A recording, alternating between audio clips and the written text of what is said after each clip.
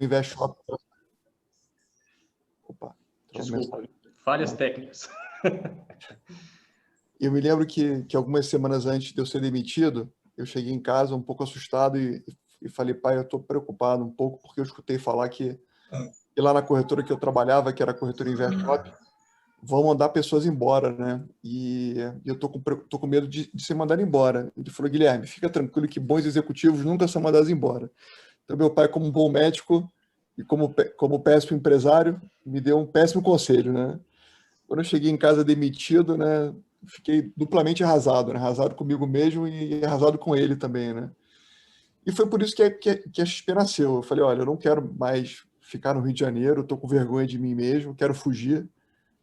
E eu fui morar em Porto Alegre porque eu conheci uma corretora gaúcha que eu tinha alguma relação e foi lá que a XP nasceu. Eu tinha literalmente R$ 10.000 no bolso, arrumei um sócio que tinha a mesma idade que eu, tinha 24 anos de idade na época, e a gente alugou uma salinha e assim a história começou.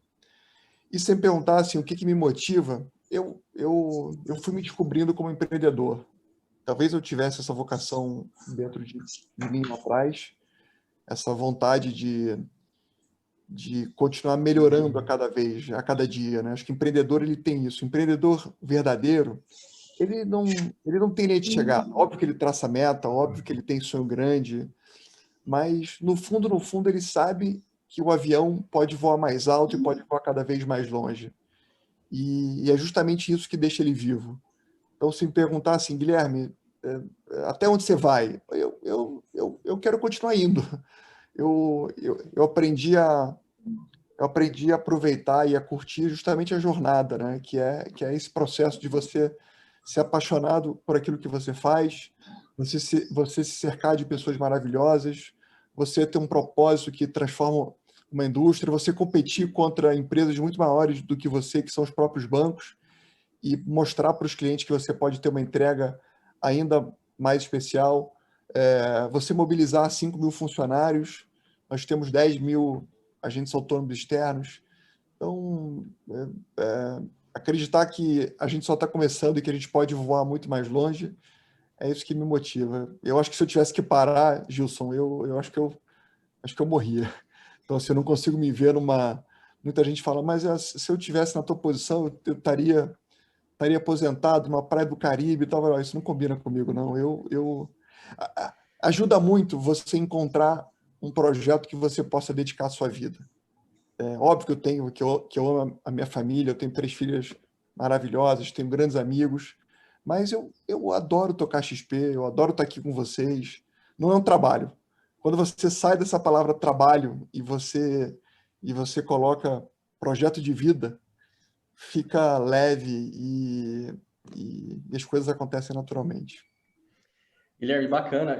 Imagino, né? Como você já disse em algumas entrevistas, que durante essas 2 décadas entre a fundação da XP Investimentos até hoje, você tem errado bastante, né? E eu vi uma entrevista sua junto com o Thiago Nigro e com o Flávio Augusto em um grupo do Clubhouse, e você disse que, aí você é onde eu vou chegar na pergunta, você gosta de errar. E a maioria das pessoas, Guilherme, tem pavor de cometer erro, a maioria dos empresários tem pavor de errar ali uma estratégia, errar em algum passo que está dando, uma implementação de alguma tecnologia, enfim. Então, já que você diz, né, que gosta de errar, a pergunta é, qual que é o benefício do erro para um empreendedor? Fabrício, errar, toda empresa quer ser inovadora, toda empresa quer continuar melhorando e fazendo coisas ainda mais extraordinárias para os seus clientes, sejam eles quem forem, né? Mas inovar é fazer teste AB, é fazer teste ABC e deixar com que as coisas que funcionem sigam adiante e aquelas que não funcionam sejam interrompidas.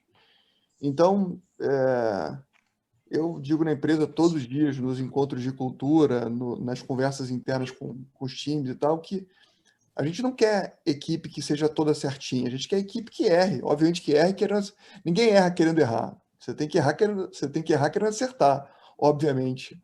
Mas se você não estiver disposto a derrapar um pouquinho na curva, você nunca vai entender o limite do carro, você nunca vai conseguir construir um carro capaz de andar cada vez mais rápido, no bom sentido, né? Então, se você quer estar sempre inovando, você tem que estar sempre disposto a errar curto, ser muito humilde, corrigir rápido. Então, eu acho que eu aprendi isso ao longo da minha vida e talvez a sociedade latino-americana, né, a sociedade brasileira, onde a gente está mais inserido aqui no dia a dia, a gente está acostumado a querer filhos que não errem, né? A gente crucifica o erro, né? E acho que a gente tem que valorizar o erro, né? Quando você encontra um empreendedor americano que já quebrou uma ou duas vezes, isso tem valor lá fora, né? Eu sei que aqui no Brasil, quando você quebra, você tem um abacaxi enorme, você fica alguns anos sem poder tirar conta em banco. Aqui é mais complicado mesmo, tá? Mas o erro fora do Brasil, em alguns lugares, acima de tudo, tem um valor, porque você parte da premissa que aquela pessoa aprendeu, ela teve experiências que ela não vai querer repetir. Então, a gente tem que olhar para o erro de um jeito diferente. E a gente tem que aprender que são os erros que fazem os acertos. Então, Legal, Guilherme. tem que eu encaro o tema. Legal. O Guilherme, e uma característica muito perceptível que você tem, né? E fica muito claro no seu livro, é que você está sempre pensando um passo à frente, né? Você é uma pessoa visionária. E parece que nesses 20 anos aí da sua carreira, né, à frente da XP, você nunca teve um momento de comodidade e que você está sempre com algum grau de desconforto no seu dia a dia. Você acredita que para ter sucesso é necessário ser um eterno inconformado? Com certeza, Gilson. Eu acho que o sucesso é uma coisa relativa, né? Acho que sucesso não tem uma regra definida. Você pode ter sucesso de N maneiras, mas eu diria que, como empreendedor, se você não tiver um nível de competitividade mínimo e, acima de tudo, um nível de obstinação elevado, dificilmente você vai ter sucesso. Talvez a melhor maneira de comparar o empreendedorismo com um pouco uma vida normal de alguém que não é empreendedor é o esporte competitivo, né? Assim, você tem que entrar ali para ganhar o jogo, né? Você tem que estar disposto a dar o seu melhor, você tem que suar a camisa. E não basta só suar a camisa, tem que ter competência, né? Então, eu diria que a principal característica que um empreendedor bem-sucedido deveria ter é nível de obstinação elevado, né? É a capacidade de conseguir lidar com o zigue-zague da vida, porque, infelizmente, o caminho entre o presente e o seu sonho grande lá não vai ser uma linha reta, vão ter dias difíceis, semanas difíceis, meses difíceis, anos difíceis às vezes, e é justamente a capacidade de você conseguir aprender com esses momentos difíceis e melhorar como ser humano, como empreendedor, e continuar indo em frente, mesmo que você tenha novos erros. É isso que vai te levar, é isso que vai te dando experiência, vai te trazendo feeling e vai te permitindo avançar. Nada acontece no curto prazo, tá? O empreendedor tem que ter resiliência, ele tem que realmente acreditar no sonho que ele tá mirando e quando junta um pouco disso tudo que eu falei, dá tempo ao tempo, coisas impossíveis acontecem. Legal, Guilherme. Pessoal que está participando, lembrando que o evento é aberto a perguntas, tá? Então podem ficar à vontade para direcionar as perguntas de vocês para o Guilherme. O pessoal da equipe aqui da UDG Investimentos vai filtrando as perguntas, nos passando para que nos últimos 10, 15 minutos a gente passe essas perguntas para o Guilherme.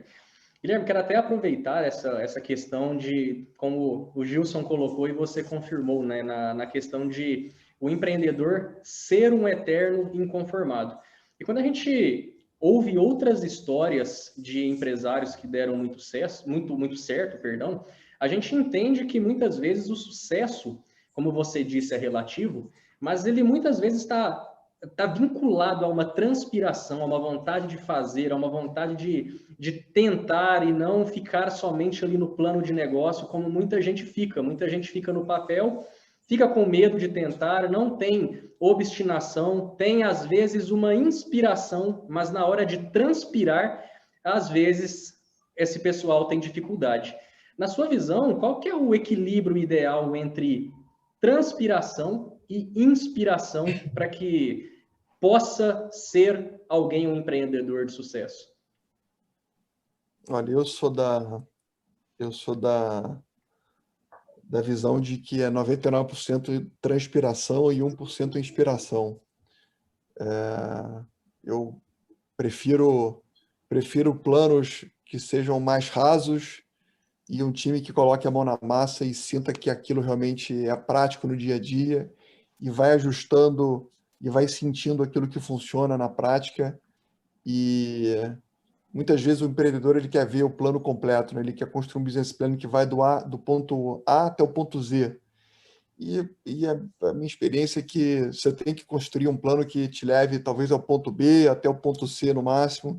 E aí o ponto D, o ponto E é consequência de chegar no ponto B, no ponto C. Então você tem que estar vendo aonde está o próximo estágio, né? O empreendedor ele tem que fazer basicamente 3 coisas, tá? Ele tem que administrar bem receita, administrar bem despesa e tem que entregar cada vez mais qualidade para o cliente. Tem livros que tratam esse tema em 500 páginas, tá? Eu estou resumindo aqui em 10 segundos, tá? Mas eu acho que é basicamente isso mesmo, né? Como é que você tem uma ideia, você consegue ter um diferencial e você consegue administrar essas 3 variáveis bem no tempo.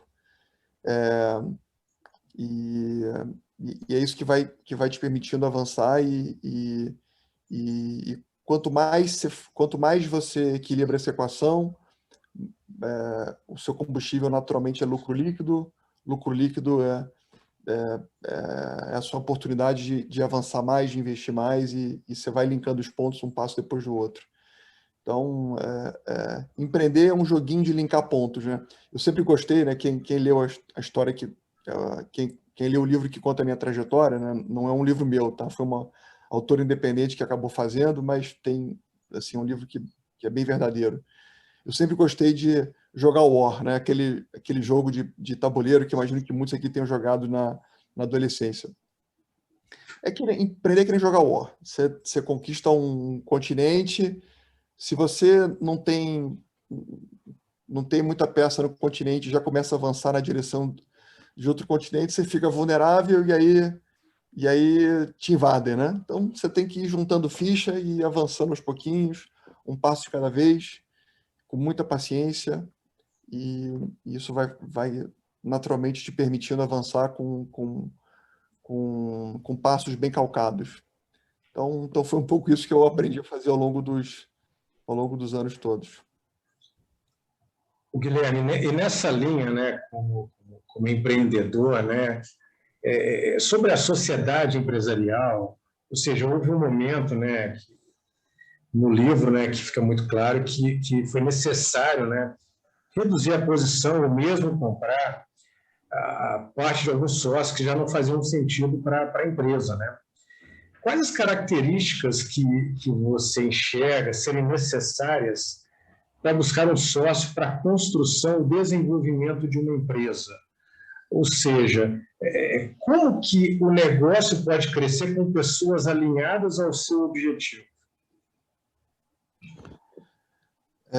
Bom, Gilson, eu imagino que tem muitos empresários aqui assistindo a gente e Sim. talvez essa seja a parte mais difícil de você empreender ao longo dos anos, né? É você ir se transformando, né? Muitas vezes as habilidades que te trouxeram até certo estágio, ou infelizmente até as próprias pessoas que levaram a companhia até certo estágio, elas foram super importantes, mas não necessariamente as suas habilidades e as pessoas que estão ao seu lado vão te levar para o estágio seguinte. Aquele ditado que time que está ganhando não se mexe, eu não acredito nisso não, tá? O time que está ganhando deu certo até agora, mas não necessariamente ele vai dar certo daqui em diante. Então, eu devo estar já na minha versão 7 ou 8.0, né? Imagina, eu era o CEO lá atrás de uma salinha pequenininha em Porto Alegre com 2 estagiários, né? Hoje a empresa tem 5 mil funcionários, listada na Nasdaq, entre outras tantas coisas, né? Então, você ir se transformando e você manter um time de pessoas que também se transformam junto com você é fundamental para isso, de novo, é importante ter muita humildade e de tempos em tempos,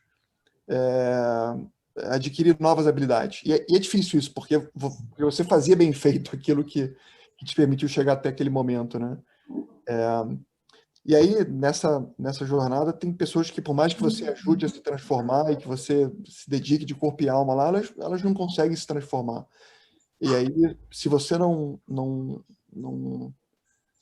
consegue mostrar a elas que elas não estão se encaixando mais na empresa e que talvez você tenha que trocar elas e na prática é mandar elas embora mesmo, né? Ou chegar num acordo onde elas saiam, pode ter certeza que a sua empresa não vai para frente e aí você vai ter outras consequências mais adiante, né? Então, acho que toda empresa fala que é meritocrática, né? Toda empresa diz que é isso, né? Toda empresa diz que é meritocrática e que é focada no cliente, mas são pouquíssimas que realmente fazem isso na prática. Então, meritocracia, na minha opinião, é você realmente garantir as melhores pessoas na posição correta o tempo inteiro e você criar um processo de forma que isso aconteça com muita transparência, onde todo mundo saiba que crescer na companhia depende de cada um, que as metas são claras, que virar sócio também depende de cada um, e que né, meritocracia não é só para cima, é para baixo também.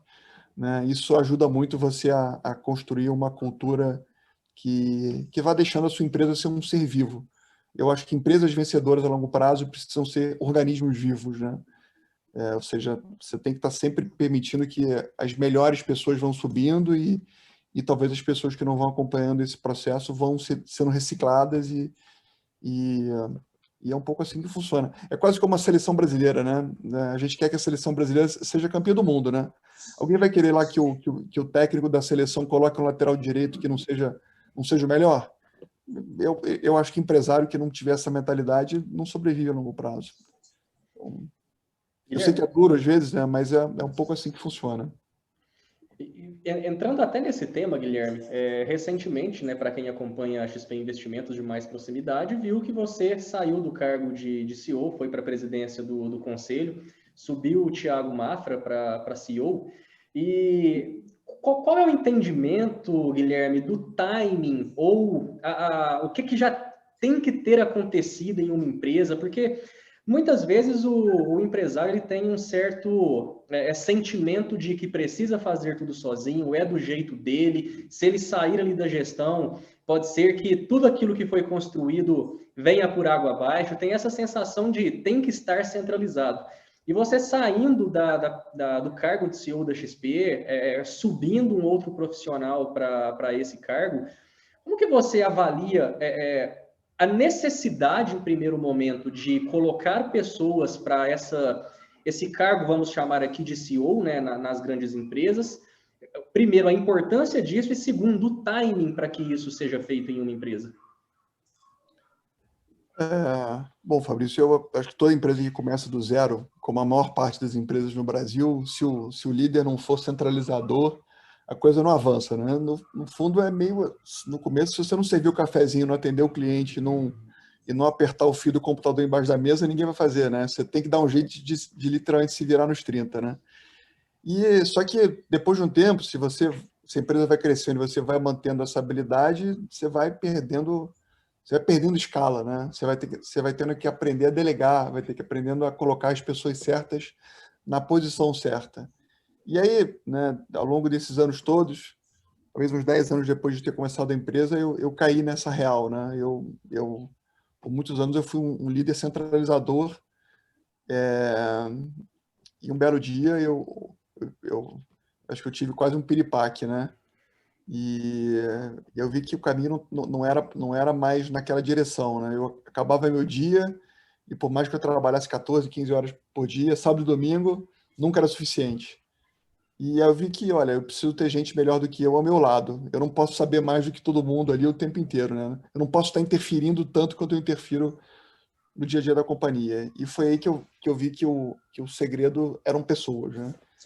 Eu precisava ficar craque em gente, craque em meritocracia, encontrar os talentos adequados e no fundo é isso que ganha o jogo a longo prazo, tá? É gente certa na posição correta, alinhada com você no curto e no longo prazo, você formando uma cultura muito forte que conecte as pessoas e isso tudo faz você tirar o melhor de cada ser humano, e é isso que novamente ganha a guerra.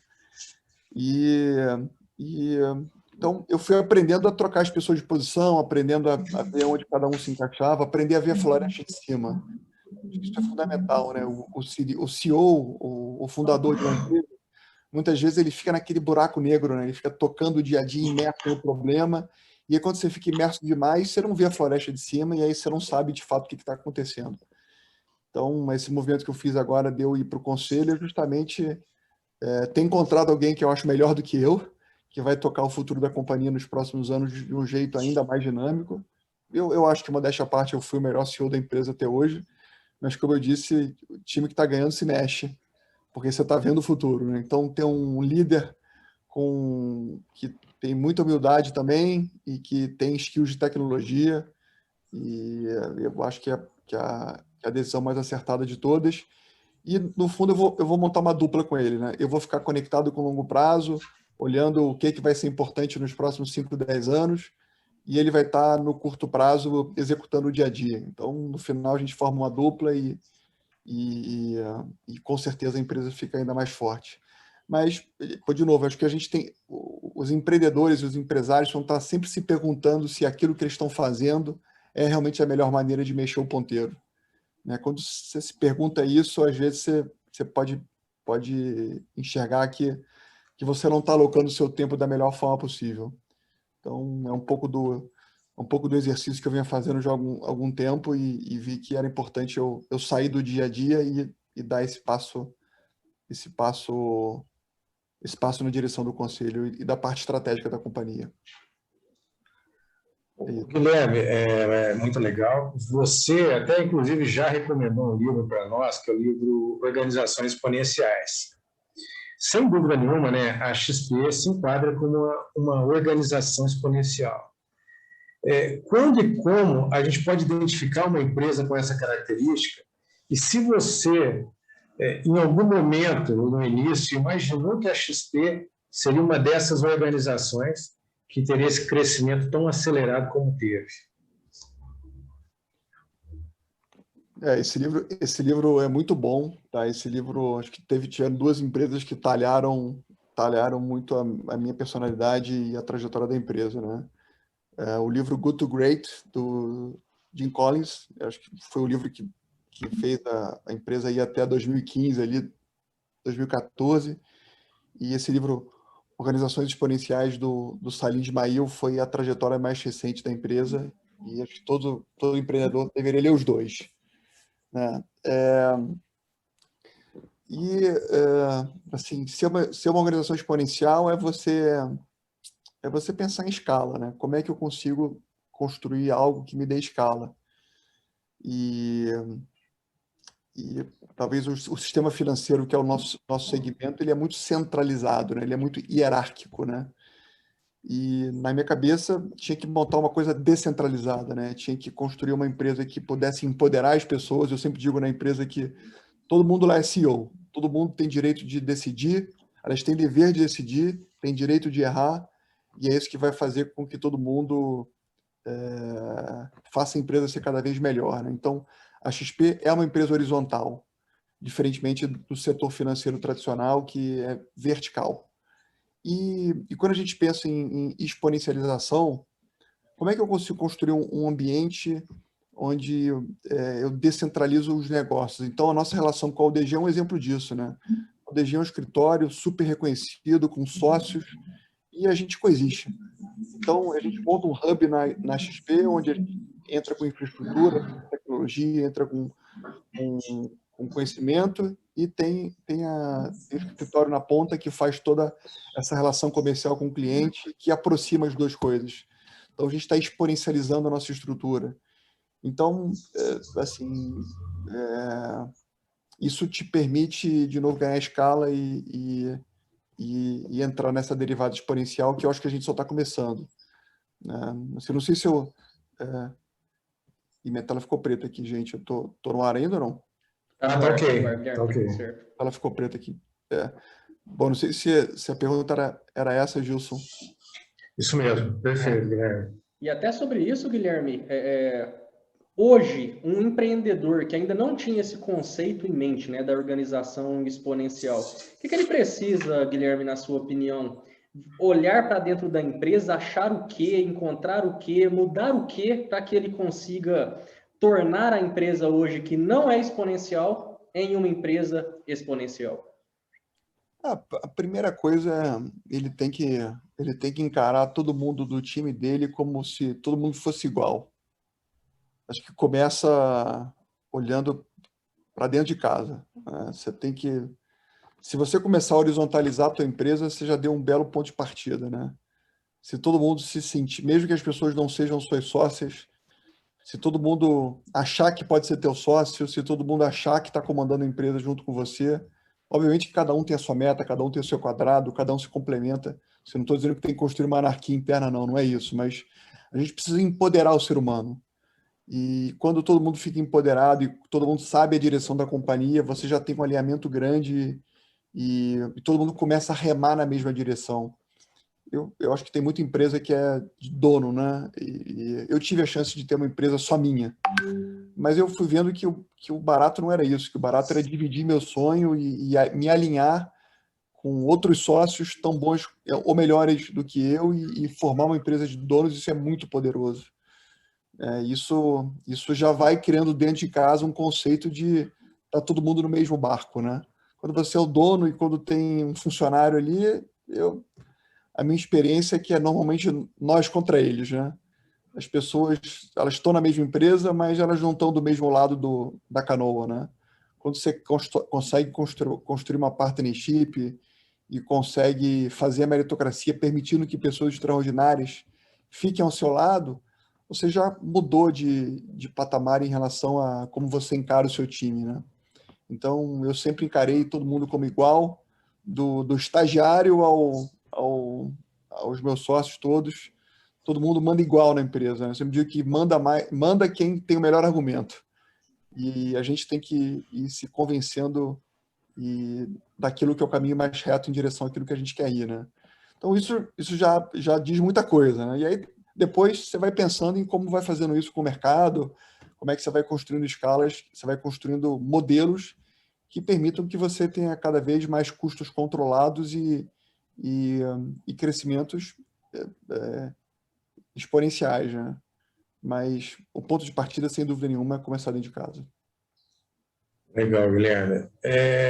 Ao longo da trajetória aí, né, a gente percebeu que a XP ela poderia ter sido comprada por outras corretoras.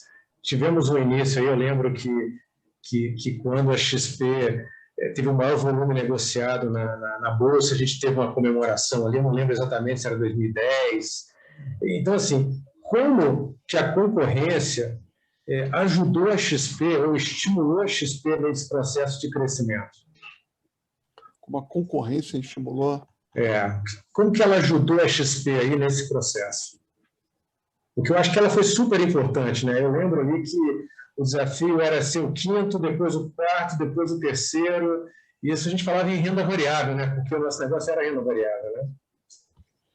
Eu acho que todo mundo, a gente falou um pouco disso no começo, né? Todo empreendedor tem que ter algum nível de competitividade, né? E você está mirando quem são os concorrentes que estão na tua frente, você ter algum ranking quantitativo. No caso nosso, sempre foram os bancos, né? Então a gente sempre competiu contra Itaú, Bradesco, Santander, Banco do Brasil, Caixa. Esses são os nossos grandes competidores, porque ali é onde está o dinheiro, ali é onde está o mau atendimento. E então eu sempre olhava o ranking lá e falava, olha, pô, não acredito que esse cara está na nossa frente, porque ele cobra muito mais caro do cliente, ele não é transparente, o serviço não é bacana. Pô, não é possível que a gente não consiga chegar neles em algum momento. Então, assim, acho que esse tipo de conversa junto com o time vai deixando o time mordido, né, no bom sentido, e todo mundo vai dando o seu melhor e você vai avançando, né? Então, acho que a concorrência ajuda você a se superar, né? Se não tivesse o que fez o Senna ser o Senna foi um pouco do Prost, né? Então, né, acho que é um pouco assim, né? Você tem que ter um pouco de gut, assim, de competidor para realmente ir mostrando que você pode fazer melhor, né? Guilherme, a gente já vai abrindo aqui para as perguntas de quem está participando, que está chegando muita pergunta interessante. Então, vamos lá. A primeira pergunta do Leandro. Ele diz o seguinte: gostaria que, se possível, o Guilherme fizesse algumas considerações na questão de empreender no Brasil diante do cenário político atual. Quais as perspectivas para um empreendedor daqui para frente, na tua visão, em relação a mais facilidade ou mais dificuldades em relação a esse cenário de empreendedorismo no nosso país?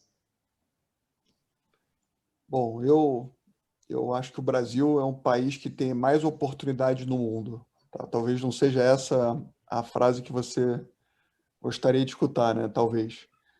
Muita gente sonha em empreender fora do Brasil, ir para outros lugares e tal, ir para Califórnia, ir para Portugal, ir para Miami e tal. E acho que eu tive a oportunidade de viajar um pouco do mundo para explorar outros modelos de negócio e aprender com outras empresas. E eu afirmo com muita convicção, tá? O Brasil é o melhor país do mundo para se empreender, a despeito de todas as burocracias que nos cercam. Simplesmente porque no Brasil falta tudo. Então, como empreendedor, você tem que entrar num lugar onde em terra de cego, quem tem olho, em terra de, até me deu branco aqui. Terra de céu, quem tem Quem um tem um olho é olho é rei, rei, né? É isso, exato. desculpa. É isso. Então, o Brasil tem sim muita burocracia, tem muita dificuldade, mas falta tudo aqui no Brasil. Olha que incrível, né? Eu comecei a XP aos 24 anos de idade, com R$ 10.000 no bolso e estou aqui. Tem uma empresa tão valiosa quanto o Santander, quanto os maiores bancos do Brasil, e estou aqui achando que eu só estou começando, né? Então, olha que espetáculo isso, né? Quantas XPs não poderiam existir no Brasil em outros segmentos, no setor de alimento, de logística, de transporte e etc e tal. Então, tem muita oportunidade no Brasil, só esperando as pessoas fazerem a coisa correta, sem atalho, sem jeitinho, acreditando no longo prazo e seguindo em frente.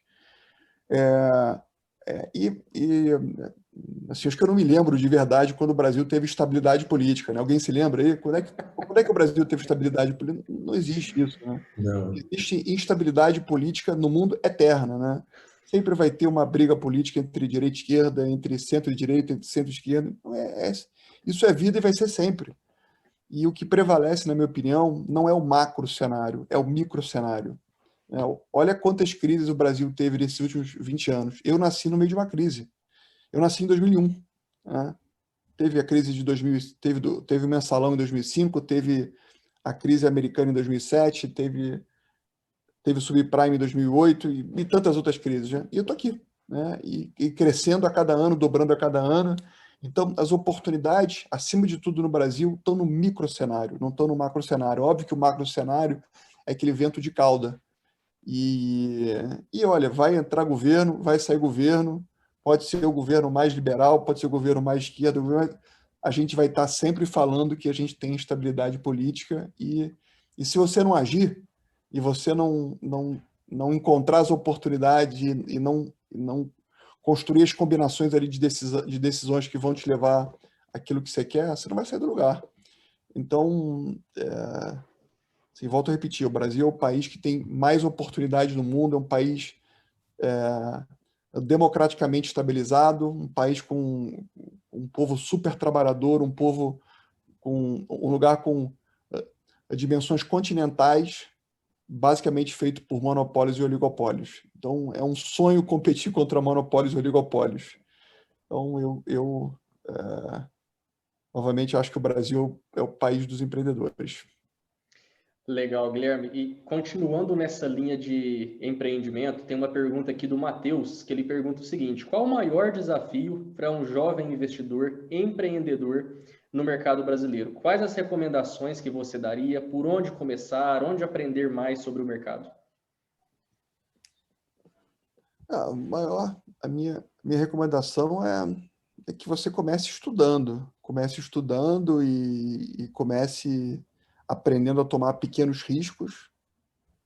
Então, essa combinação de você ter conhecimento técnico, ler livros, conversar com pessoas que são mais experientes do que você e começar a colocar um pouquinho em prática, é, eu acho que essa combinação é a mais apropriada de todas.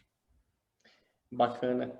Tem ainda uma pergunta, Guilherme, sobre o seu início aqui, que é do Igor. Ele pergunta o seguinte: Guilherme, o que você desejava conquistar quando você iniciou a empreender? Você já buscava por algum objetivo específico ou isto que a XP foi conquistando, você foi conquistando, foi sendo consequência de um desenvolvimento, mas que lá atrás não era necessariamente o ponto alvo a ser alcançado?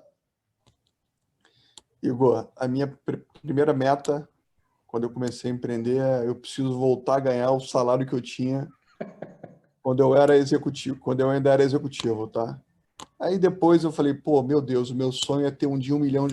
Quando eu tiver R$ 1 milhão, eu vou morar em Florianópolis e vou me aposentar. E, assim, esses são... Eu acho que a maioria das pessoas que começam na vida empresarial não foge muito dessas duas coisas que eu falei, tá? Mas aí, aos pouquinhos, você vai gostando, você vai se envolvendo naquilo e, como eu disse, aquilo vai virando um estilo de vida.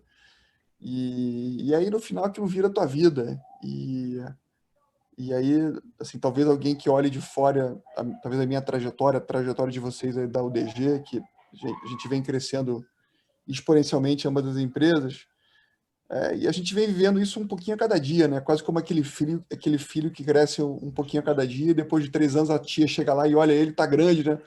Mas, assim, aquilo é tua vida, né? Você veio acompanhando aquele crescimento a cada dia, você não percebe aquilo, né? E aí, aquilo, de novo, vira algo cotidiano, né? Então,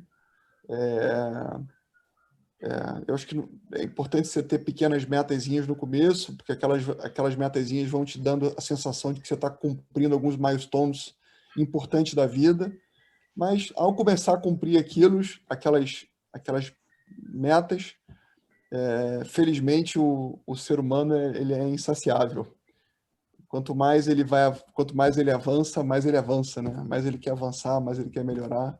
Então isso é do nosso instinto. E é por isso que a gente está aqui como ser humano, né? Então, deixa o instinto te levar e aproveita a jornada. Legal, Guilherme. Guilherme, tá chegando algumas questões até, às vezes, um pouco mais polêmicas aqui, mas interessantes. Então, a gente vai repassando aí para você. Tem uma pergunta do Daniel que diz o seguinte: Guilherme, qual a sua opinião da inclusão de celebridades do meio artístico em posição de gestão, conforme a gente tem visto em algumas instituições? E aproveitando aqui uma brincadeira, Guilherme, que eu vi hoje no Instagram, que foi o seguinte: teve alguém comentando sobre essa questão, né, de inclusão de celebridades e colocaram: XP, eu não aceito ninguém menos que Ivete Sangalo. Mas brincadeiras à parte, qual que é a sua visão, Guilherme, sobre essa questão? Eu acho que hoje em dia tá muito em voga o tema diversidade, né? Você conseguir trabalhar com pessoas com experiências diferentes para que você possa ter uma discussão que possa abranger todos os ângulos possíveis. Você imagina que a gente esteja falando sobre o Nubank com a Anitta. Eu achei uma decisão arrojada.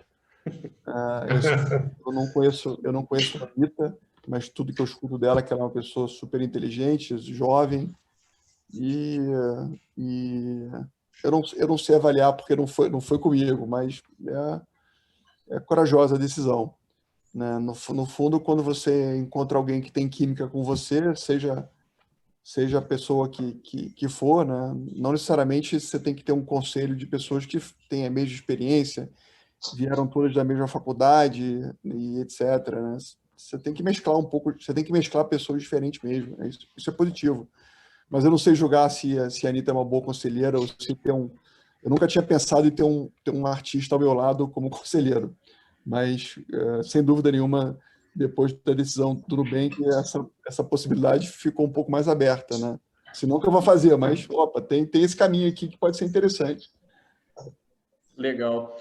Guilherme, está chegando uma pergunta aqui da Camila, que ela está linkando a questão do Thiago Mafra, né, ter sido o diretor de tecnologia da XP, com essa questão de hoje ter assumido o cargo de CEO na companhia. Então, a pergunta vem no sentido de, teve correlação a gente pensar em um diretor de tecnologia para assumir a área a área não, perdão, o cargo de CEO da XP Investimentos, teve essa correlação de tecnologia para esse cargo de CEO ou de certa forma isso não teve uma correlação? Não, teve a tecnologia da empresa. Aliás, até voltando alguns anos antes, né? Uma conversa curiosa que eu tive com o Mafra. Até acho que isso saiu na imprensa na época, né? Há 4 anos atrás, o Mafra já era um destaque importante da empresa, né? Apesar de jovem, era uma pessoa especial, né? Sempre foi muito especial. E aí eu fui almoçar com ele porque a gente não estava acertando com o líder de tecnologia. Sempre foi muito complexa e eu achava que o Mafra, por mais que ele não tivesse experiência, ele teria capacidade de se transformar como líder e assumir essa posição. Aí eu fui almoçar com ele e disse assim, Mafra, olha, eu sei que não era o que você estava pensando, mas tem uma oportunidade aqui incrível na empresa. É você se transformar no nosso CTO. Ele me olhou assustado, né? Eu falei, ó, e é oportunidade incrível, tá? A notícia boa é que o céu é o limite. A notícia ruim é que os últimos 5 que tentaram deram errado e não estão mais na empresa, né? Ele ficou ainda mais assustado. Mas ele assumiu a posição de CTO e fez algo realmente extraordinário. Ele transformou a empresa e hoje dos nossos 5.000 funcionários, 2.500 são de tecnologia. Então, grande parte da minha agenda já era uma agenda junto com ele, empoderando ele e fazendo com que a gente tivesse uma transformação digital interna com intensidade. Então, juntou essa questão estratégica que eu expliquei anteriormente, que era eu ter mais tempo para que eu me concentrasse no futuro, e cada vez mais ele tivesse autonomia para que a empresa fosse ficando cada vez mais tecnológica. Acho que foi um pouco juntando a fome com a vontade de comer. E só um complemento da pergunta da Camila sobre essa questão, Guilherme. Qual que é a sua visão sobre empresas que de fato estão explorando a tecnologia em todos os sentidos? Você acredita que seja de fato o futuro, esse tipo de segmentação dentro dessas empresas, ou das empresas em geral, que inclusive não estão na internet? Toda empresa, não acho que tenha um segmento hoje que não tenha tecnologia como core business. E se não tiver, pode ficar preocupado porque você está com problema. Então, mesmo meu pai, que é médico, cardiologista, ele tem o CRM dele, ele tem lá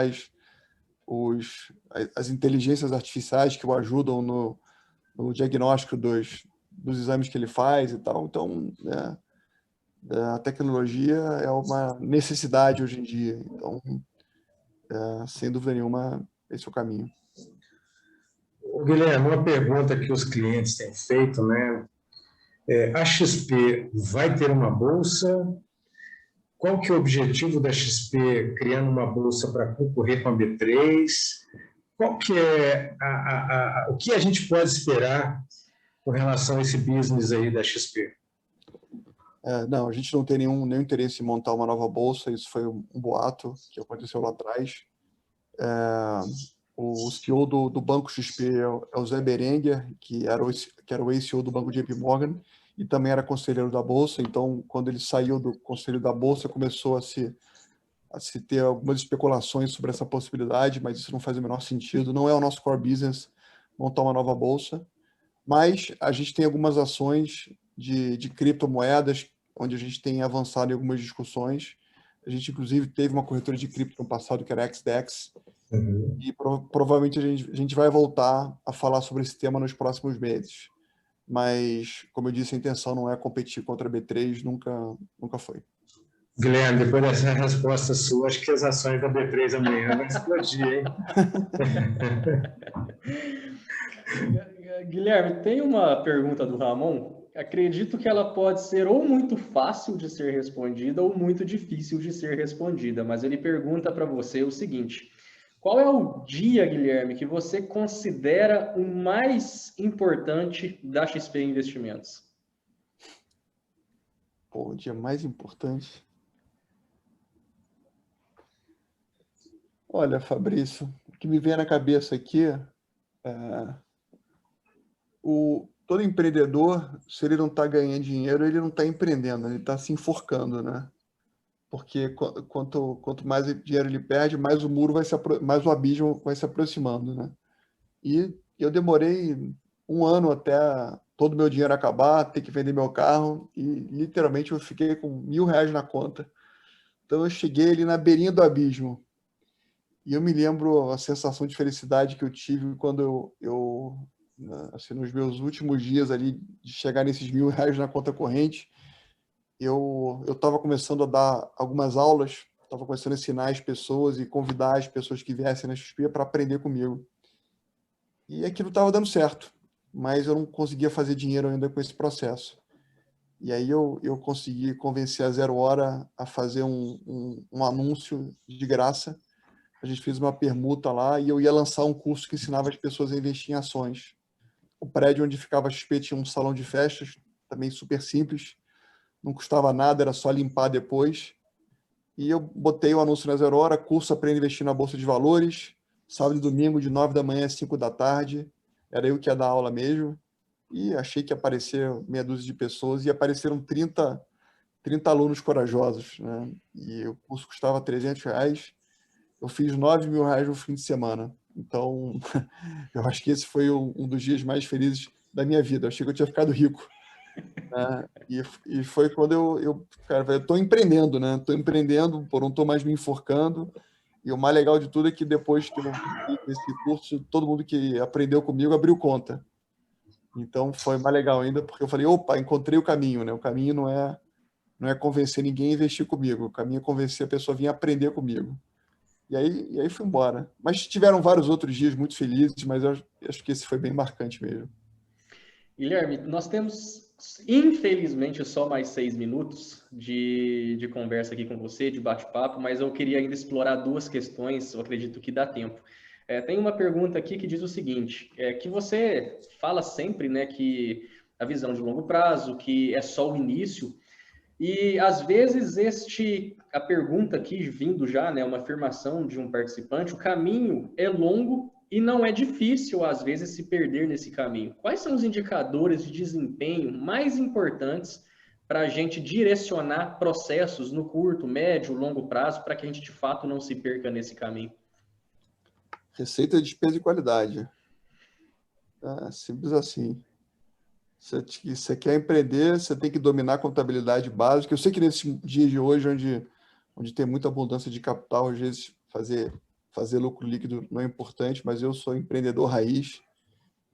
Administrar a contabilidade básica, receita menos despesa maior do que zero, e cada vez mais entregando qualidade para o seu cliente. Você faz essas três coisas, você pode criar vários subindicadores que te permitem avançar nessas três frentes, mas é isso que vai te trazer sustentabilidade e longevidade ao seu negócio. Excelente, Guilherme. Eu vou conseguir encaixar aqui mais uma pergunta, então, que é do Leandro, que ele pergunta: Guilherme, qual a sua opinião sobre o home office após a pandemia? Você acredita que a falta do ambiente corporativo poderia atrapalhar o desempenho dos colaboradores? Eu vou dar a minha experiência aqui, né? A XP está de home office há quase um ano e meio. A gente está lançando uma sede nova chamada Vila XP em São Roque, uma sede super inspiradora. São Roque fica a 35 minutos de São Paulo.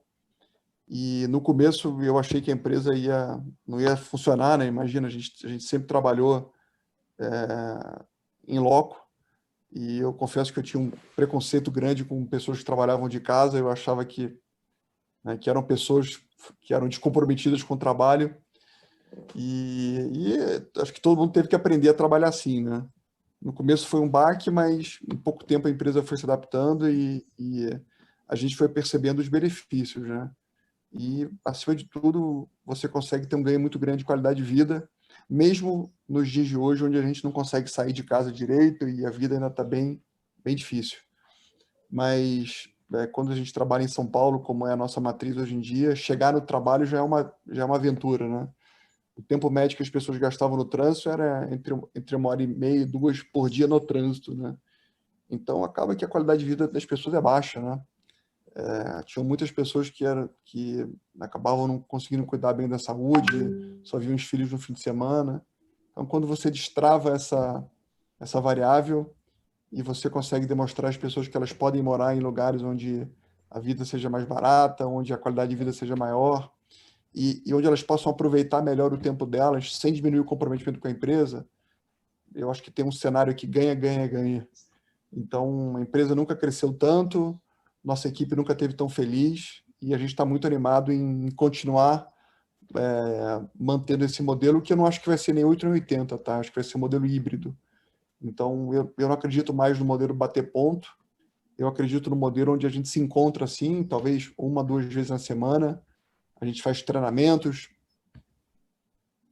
a gente troca melhores práticas, a gente lança projetos, a gente faz algumas reuniões presenciais, mas o dia a dia é trabalhado de forma descentralizada, cada um aonde achar melhor. Então, acho que é uma oportunidade grande. Talvez isso seja uma das oportunidades que a crise te traz. Né? Assim, toda crise tem muita coisa ruim, essa tem muitas coisas horrorosas, né? mas traz também maneiras de você se reinventar e enxergar o mundo de um jeito diferente. Né? Então, transforma a crise em oportunidade. Sempre dá. Excelente, Guilherme. E antes da última pergunta, tem muita gente colocando aqui no chat pedindo para que você repita o nome dos livros que você indicou no início da nossa conversa, por gentileza, se for possível. Good to Great, que é um livro do Jim Collins, Empresas Feitas Para para Durar, e Organizações Exponenciais, do Salim Ismail. Os 2 livros, leiam e releiam algumas vezes para que são espetaculares. Excelente, Guilherme. Nós temos mais 2 minutos agora sim, a pergunta final. Guilherme, a gente sempre ouve você dizer, né? É só o início, a gente vê, como o Gilson colocou na primeira pergunta, parece não, né? É fato que você é um inconformado, está sempre buscando coisas novas, está sempre dando um passo à frente. Se a gente olha, né, esses 20 anos de XP, é uma empresa muito nova para construir o que construiu. E daqui para frente, Guilherme, o que a gente pode esperar da XP? O que você pode compartilhar com a gente sobre projetos futuros da XP? Olha, eu adoro falar que a gente vai continuar fazendo mais do mesmo e melhor. Então, esse é o core do futuro, mas, sem dúvida nenhuma, tem muitas inovações vindo aí, e talvez as 2 principais seja a gente vai cada vez mais trazer a experiência de banking. As pessoas que investem com a gente acabam tendo que manter uma conta no banco também, cartão de crédito com o banco e, enfim, acabam incorrendo em tarifas elevadas e uma experiência dentro da XP que não é a mais completa. Então, a gente já lançou nosso cartão de crédito, vem sendo um super sucesso e a nossa conta digital começa a funcionar agora comecinho de julho e a gente já assumiu o compromisso de ter os juros mais barato do Brasil, não cobrar nenhuma tarifa do cliente. E a gente está bem animado com essa possibilidade de convencer os nossos clientes a cortarem o cordão umbilical com o bancão que eles têm alguma relação ainda. Então, isso é uma frente bem importante de curto e médio prazo. A gente tem uma outra frente bem importante, que é o mundo de pessoa jurídica. Então, cada vez mais a gente também quer ser a empresa que ajuda o empresário brasileiro a administrar melhor a sua companhia, consumindo serviços financeiros de forma inteligente. E talvez um projeto de longo prazo, de mais médio e longo prazo, que a gente está começando a avançar um pouco mais, é a nossa expansão internacional. Acima de tudo, conectando os clientes brasileiros com o mercado offshore. Então, a gente tem a nossa empresa, a gente tem uma empresa a gente tem alguns braços nossos internacionais, e a gente tem um braço que fica situado em Miami, Nova York, que atendem brasileiros que investem fora do Brasil. A aplicação mínima são $500 mil e a gente está cada vez mais baixando esse investimento mínimo de forma que a gente possa democratizar também esse acesso. Acho que essas 3 coisas são as coisas novas que vêm de curto e médio prazo, mas o que vocês podem esperar é que a XP e com certeza a UDG também, a gente vai continuar melhorando e cada dia ficando um pouquinho melhor. Bom, eu agradeço mais uma vez a oportunidade. Espero que vocês tenham gostado. Eu falei aqui muita coisa, mas foi um prazer. Espero que eu possa encontrá-los em breve, aí, Gilson e Fabrício e todo o time, pessoalmente, nos próximos meses. Guilherme, muitíssimo obrigado. Para a gente foi uma baita satisfação tê-lo aqui nessa noite. Realmente, a gente sempre fala, né, que nossas conversas não são lives, não são bate-papos, nossas conversas são aulas que a gente tem aqui com grandes nomes de mercado, e ter esse know-how, ter a participação sua de alguém que criou tanto em tão pouco tempo, isso agrega muito para a gente, tanto para o time quanto para os clientes, para o pessoal como um todo que participou. Muito obrigado mais uma vez pela sua participação. Espero que em breve a gente possa repetir algo nesse sentido. Combinado. Obrigado, gente. Um abraço a todos. Queria te agradecer muito aí pela oportunidade e que no ano que vem, com certeza, faremos um presencial e contamos com você aqui em Poços de Caldas, hein? Olha, tá aceito o convite. Tá joia? Se Deus quiser, se tudo estiver normal em março, a gente vai fazer o nosso presencial. Combinado. Guilherme, muito obrigado aí pela participação e por ter aceitado o convite de primeira mão. Contem sempre comigo. Sempre um prazer. Pessoal que está com a gente então passa por um rápido break, a gente vai girar aqui um vídeo sobre a UDG, sobre os nossos apoiadores, e na sequência, pessoal, nesse mesmo link, vocês não precisam sair do link, a gente entra com o Eric DK. O Eric DK está em Brasília agora, vai fazer uma participação com a gente, falando sobre os riscos, as questões políticas, as interferências políticas no mercado financeiro. Então, continue com a gente aqui. Dentro de 4, 5 minutos a gente volta já ao vivo com o Eric DK para falar sobre política. Pessoal, até daqui a pouco. Um abraço. Obrigado, um abraço.